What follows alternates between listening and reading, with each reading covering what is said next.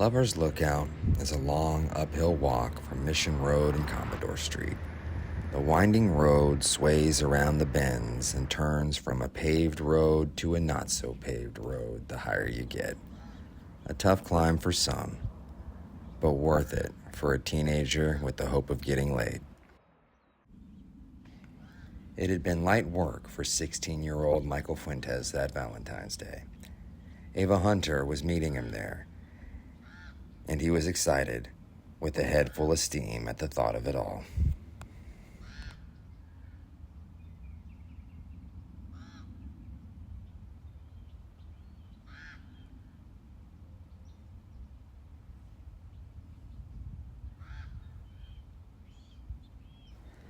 After reaching the summit, Michael was not greeted by Ava Hunter.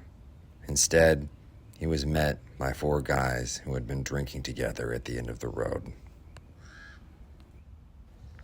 Michael Fuentes was killed by that group of men. Police never found them or a motive for the crime, only Michael's body the next morning at 2709 Amethyst Street. The 4 men killed Michael with the gate he had snuck through so many times before. The drooping chain did little to keep anyone out of Lover's Lookout, and it gave his attackers just enough slack on the gate to swing it hard enough to strike the young man with enough force to cave in his skull.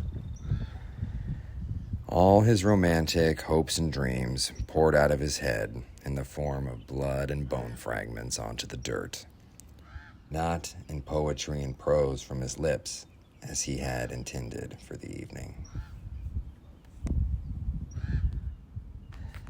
As Michael lay dying from being struck by the gate, he found himself struck by a silly thought.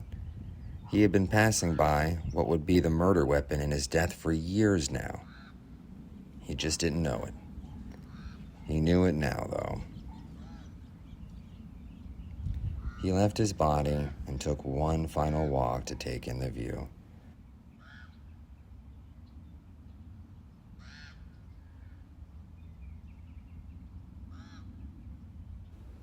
Michael never knew that Ava wasn't going to show up to meet him. Unlike him, she did get laid that February 14th, having gotten back with her ex that afternoon. He managed, at least, to dodge that heartbreak. So there was that.